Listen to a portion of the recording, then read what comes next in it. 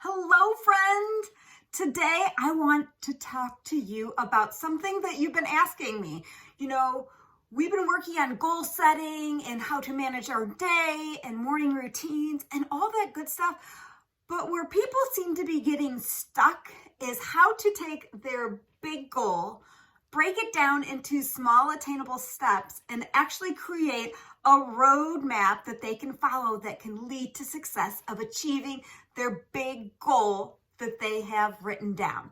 So today I'm going to map it all out for you. I'm going to show you what to do. You can do it how I do it, but remember, you can take what I give you and adapt it to however you want to. Today I'm using sticky notes. You can use a whiteboard, you can use a paper, you can use a journal. Whatever mode you want to, do it. Feel free. So, first thing you want to do is take your big goal and write it down at the top. Here's mine.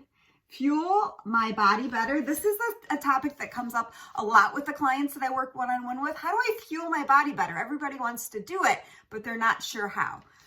Once you've written your big goal up top, then I want you to do a brain dump. A brain dump is just any idea that pops into your brain. I want you to write it down, a little thing that is associated with this to help you meet your goal. So don't exclude anything, just write it all down. Even if it seems ridiculous, it's going to be helpful because here's why.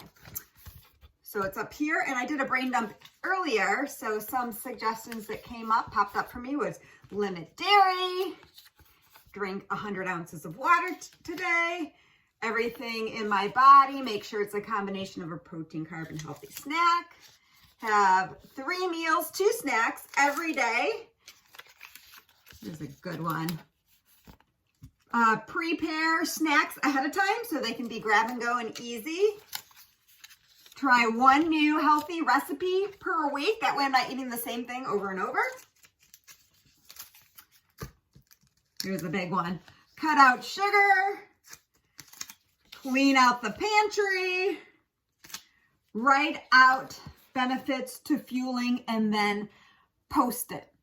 So once you have your brain dump, once you have it all written down, all your ideas, then I want you to sequence them.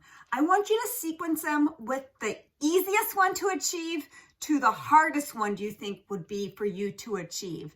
And the reason why we start with the easiest one first is success breeds success, right? When you get into this pattern of achieving your goals and feeling really good, you want to keep going. It gets you that positive forward momentum, that sense in your gut that yes, I can do that reassurance, that affirmation that goals are achievable.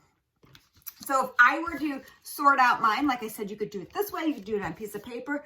I might start with write out the benefits to fueling my body. How's my body going to feel? What kind of outcomes is that going to have for me? How is it going to affect my physical, mental, emotional state by fueling my body properly? What other benefits might there be for me? So I'm going to write that out and I'm going to post it. So, and then another easy one might be clean out the pantry. Take anything that doesn't need to be in there out. If it's yucky for me, it's not going to fuel my body properly. If it's not in alignment with the goals that I've written, it's got to go, right? So those are my 2 easiest ones. Then I start getting into things that might be a little bit harder, like drinking 100 ounces of water per day. Now, when you get to goals that are harder, when you get to goals that have more substance to them and they're going to need more time. For example, for this 100 ounces of water, I don't want you to move on to the next goal till this one becomes an ingrained habit. It becomes autopilot for you. So that might take a week, that may take 2 weeks, that may take 3 weeks. But to lay a great foundation for success, you need to give yourself time to adapt and integrate that fully into your routine. So once you've did that, I might move on to, let's try everything I put into my body be a combination of protein, carb, and healthy fat. So I want it nice and balanced and good. So I'm gonna do that. Once that becomes an ingrained habit, I might work on 3 meals and 2 snacks per day. So just fueling my body at the right times, getting that nutrient timing down. Once that becomes an ingrained habit, I might work on prep snacks for the week. So I know I need to get in those 2 snacks. I might start prepping them ahead of time so they're grab and go and easy. And then try 1 new healthy recipe per week. Because by this time, I'm probably eating the same kinds of things because that's in my comfort zone and that's been working. But I need to mix it up, right? Get new energy in, get new foods to try. So I'm gonna try that 1 new recipe per week. Once I do that a while, I might try to limit dairy because my body doesn't, I love it, but my body doesn't. Do you have a food like that? I'm gonna limit dairy. And then last but not least, the hardest one for me would be to cut out sugar.